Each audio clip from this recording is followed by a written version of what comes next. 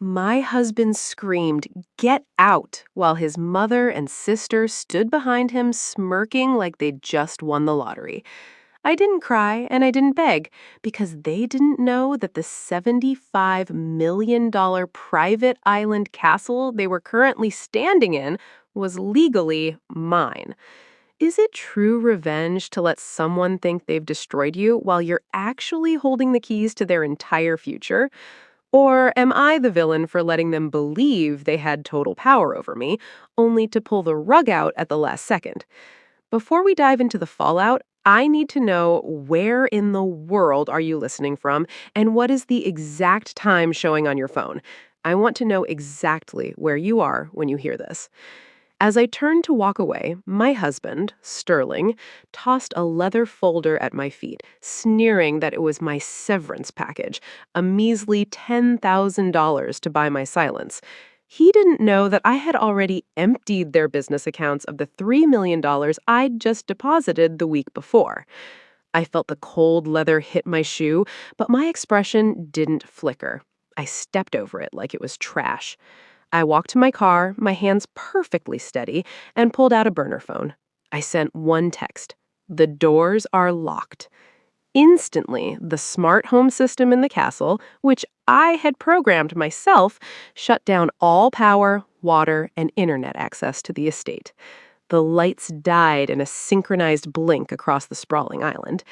As I pulled out of the driveway, I saw the security guards I'd hired personally standing down and walking toward the gate, leaving the Sterling family completely unprotected and isolated on their island.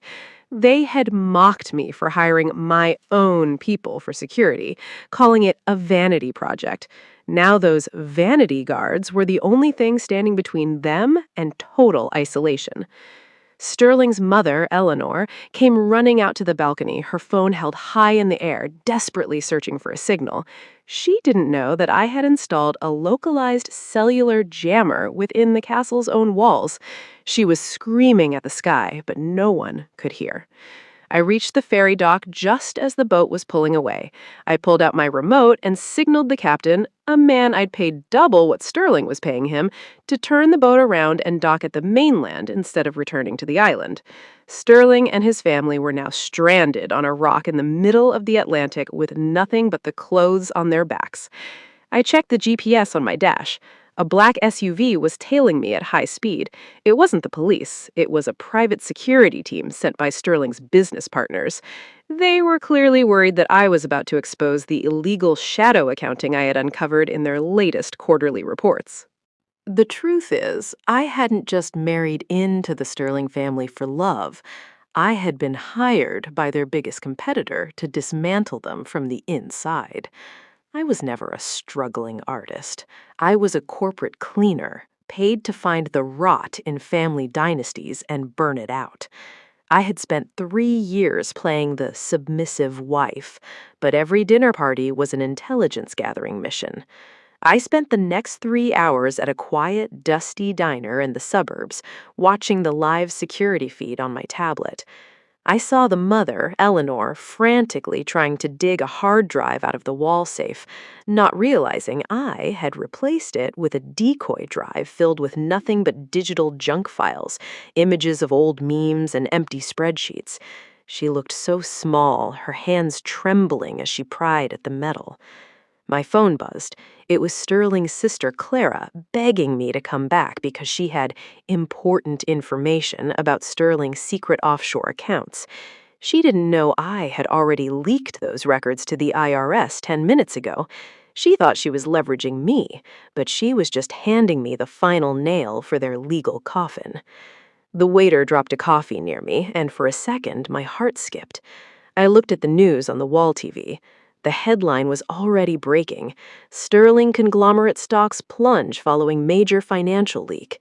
The reporter was standing right outside the building I had left just hours ago. Just as I felt I was safe, a black sedan pulled up outside the diner. A man in a suit got out, looked directly through the window at me, and held up a phone. It was my contact from the competition, and he wasn't smiling. He was holding a document that proved I'd kept one secret from them, too, the fact that I'd had already drained the accounts they expected to inherit. I realized the man in the suit wasn't here to negotiate. He was the head of the firm I'd been working for, and he'd discovered my secondary plan to keep the money for myself. He signaled to two men in the back seat of the sedan, and they stepped out, moving toward the diner's front door with clinical precision. I'm standing on a ledge here, trapped between the family I just destroyed and the people who hired me to do it. I need to know if you think I can survive this double cross. If you're enjoying how this plays out, please hit that like button, subscribe to the channel, and share this story with someone who needs a lesson in karma. Every subscription helps me keep telling these truths. The man in the suit entered the diner and slid into the booth across from me. He wasn't there to kill me. He was there to tell me that Sterling had sold the island out from under me 3 days ago to a shell company. I was no longer the legal owner. My stomach dropped. I had been so focused on locking them out that I hadn't seen them moving the asset behind my back. My blood went cold as I realized the shell company was actually owned by my own father, who had been orchestrating my marriage to Sterling from the very beginning. I was a pawn in a much larger, much darker family war. All this time, I thought I was working for a competitor, but I was just fulfilling a deal made between my father and Sterling before I even walked down the aisle. I realized then that my father hadn't sent me to destroy Sterling. He had sent me to be the scapegoat for when the Sterling Empire inevitably collapsed so he could swoop in and buy the pieces for pennies. I was the fall girl, the one whose fingerprints would be all over the illegal transfers and the leaked documents. I stood up, pretending to go to the restroom, but instead, I walked straight out the back door and hopped into a taxi I'd pre-ordered, leaving my phone, my bag, and my old identity on the table. The man in the suit followed, but I was already merging into the heavy city traffic, switching cabs 3 times to lose anyone trailing me. I looked at the driver of the third cab. He had been unusually quiet. I leaned forward and saw a familiar silver ring on his finger, the same ring my father wore every day. I realized the taxi company was a subsidiary of my father's empire. I was being driven into a trap by my own driver. I didn't panic. I knew this car's layout. I had spent weeks researching the fleet. I reached under the seat and pulled the release cable for the trunk, then kicked the door handle with everything I had. The car didn't stop, but I rolled out onto the asphalt of the highway, scraping my palms as I scrambled toward the ditch. I stood up, covered in dirt, and saw the headlights of the taxi looping back around to finish the job. I ran toward the woods, but there, blocking my path, was Sterling. He was holding a pistol, not pointed at me, but at the taxi rushing towards us. Sterling didn't attack. He held up a recorder and played a clip of my father talking about how he planned to dispose of both of us once the merger was complete. He wasn't my enemy. He was my only ally in a world where my own blood had betrayed me. We had both been played by the same puppet master. The recording was grainy, but my father's cold, calculated voice, the one he usually reserved for board meetings, cut through the tension like a razor. He was talking about pruning the tree to ensure maximum profit. Hearing my own name mentioned as a sunk cost was the final piece of the puzzle. I looked at Sterling, and for the first time, I didn't see the man who had yelled at me to get out. I saw a man who was just as tired of the game as I was. We spent the night in a cheap motel, plotting a way to turn the tables on my father. I used my remaining emergency funds to buy the exact same software he used for his shell companies, planning to lock his assets out just like I did to the island. We worked in silence, the glow of the screen our only light, building a digital cage for the man who thought he owned us. Every line of code I typed was a memory of his coldness, his dismissive remarks, and the way he treated me like a line item on a balance sheet rather than his daughter. Sterling helped, feeding me encryption keys he'd swiped from his own office before he left. It was a strange, silent teamwork born out of absolute desperation. I found the back door in my father's server, the one he thought only he knew about. It was connected to every offshore account he owned. I didn't just lock him out, I initiated an automatic, irreversible transfer of every cent to a public charity trust. The process started, and there was no way to stop it once the clock struck midnight. As the progress bar crawled forward, I felt a strange sense of calm. The money that had funded his ego, his power, and his cruelty was being liquidated into something that could actually do good. It felt like scrubbing blood off a ledger. The waiting was the hardest part. As the progress bar inched towards completion, the room felt smaller, the air thick with the hum of the cooling fan on the laptop. Sterling paced the tiny space, his footsteps muffled by the worn-out carpet. He stopped by the window, peeking through the heavy curtains at the empty parking lot. Every time a car drove by, we both froze. I realized then that my father's reach wasn't just digital, he had resources everywhere. If he knew where we were, he wouldn't send lawyers, he would send people to make us disappear. I turned back to the laptop, my hands shaking slightly. I began to set up a diversion, a digital trail that would point his security team to a private airfield in another state. It was a gamble. If they bit, we might have an hour's head start. If they didn't, we were sitting ducks. I looked at Sterling, his face etched with worry. I whispered to him, "We have to be faster than he is." He just nodded, his jaw set. We weren't just fighting for money anymore. We were fighting for our existence. The silence between us wasn't awkward. It was heavy with the weight of everything we hadn't said. For years, I had viewed Sterling as the villain of my story, the man who had trapped me in a loveless, transactional arrangement. But sitting there, watching his tired eyes scan the motel room for threats, I realized that we were both just ghosts trapped in a machine our parents had built. I reached out and touched his arm, and for a split second, the cold corporate exterior we both wore cracked. He wasn't the man I thought I married, and maybe I wasn't the woman he thought he knew either. We were partners in the only way that mattered now: survival. The clock on the wall seemed to tick louder, each second a countdown to our potential doom. I felt a weird sense of clarity. For my whole life, I had been taught that survival was about having the most leverage.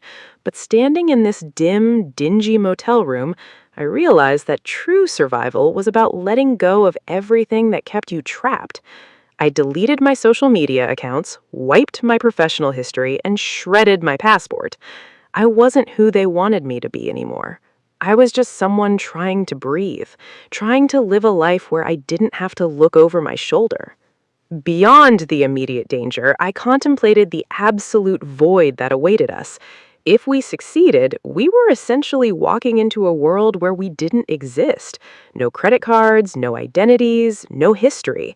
It was terrifying, yet deeply seductive. Sterling noticed me staring at the screen and sat down beside me, his shoulder brushing mine. For the first time, he didn't look like a CEO or a cold husband. He looked like a person. He spoke in a low, shaky whisper. "If we get out of this, where do we even go?" I didn't have an answer, but for the first time, the lack of an answer didn't scare me. It felt like a blank page. The monitor flickered, a soft blue light illuminating the room, and I saw the transfer reach 99%. My pulse hammered in my ears. We were truly at the point of no return. We weren't just destroying my father's empire, we were burning our old selves to the ground. We successfully froze my father's accounts, but in doing so, we accidentally triggered a national security alert. The FBI was now tracking the IP address we were using. I stared at the screen as the alert banner flashed red, realizing that if we stayed here, we'd be arrested for cyber terrorism before dawn. The irony was almost funny. My father had used his political connections to ensure any threat to his money was treated as a federal crime. I had outplayed him so effectively that I had activated his own safety measures against myself. We had 10 minutes to get to the airport before they arrived. I looked at Sterling, and for the first time in years, the tension in my chest loosened. We were both fugitives now, but we were finally free of the people who owned us. We packed nothing, leaving everything behind: our past, our wealth, our names. We walked out of that motel room into the cool night air, leaving the laptop running so it would finish the final transfer. The feeling of the ground beneath my feet, unburdened by the expectations of two powerful families, was the most exhilarating thing I had ever felt. As we reached the terminal, my father's voice rang out from the crowd. He was standing by the security checkpoint with two armed guards, blocking our path to the gate. He smiled, holding a burner phone, and said, "You really thought you could play the game better than me?" I realized he had been tracking our IP from the start, baiting us into the open. He looked confident, his suit immaculate, his expression of total victory. He thought he had us cornered. I pulled the burner phone I had hidden in my sleeve and held it up. "I didn't think I could play better than you," I said, my voice steady. "I knew you were too arrogant to realize I'd already invited the SEC to watch your accounts in real time." I pressed send on a pre-programmed message. Suddenly, the airport security guards surrounding my father turned their attention away from us and toward him. They were federal agents, and they had been listening to the feed I'd sent them for the last 2 hours. My father's face went from smug to sheet white as they moved in to handcuff him. Sterling and I walked past them, through the gate, and into the jetway. I stopped, turned back one last time, and saw my father screaming at the agents, his empire dissolving into thin air. He had spent his whole life building a legacy on lies, and in one afternoon, it was erased. The sight didn't make me sad, and it didn't make me happy. It just made me feel finished. We boarded the flight to a country that didn't have an extradition treaty with the U.S. We sat in silence, watching the ground fall away beneath us. I reached into my pocket and felt the small, cold metal of the master override key to the island, the only piece of the sterling life I had kept. I dropped the key into the seatback pocket and didn't look back. We were anonymous. We were free. And as the plane climbed higher, I realized that for the first time in my life, I didn't have a plan. I just had the future. But as we landed, I received one final message on my burner phone. It was from the woman Sterling had been investing in, the one I'd seen on the bank statement all those years ago. It read, "Thanks for the inheritance. See you soon." This is the moment everything changes, and I need your help to decide how to finish this. What would you do if you were finally free, only to realize the game wasn't over? Drop a comment below, and please make sure to like, share, and subscribe if you want to be the first to hear the final part of my escape. Your support is the only thing keeping me going.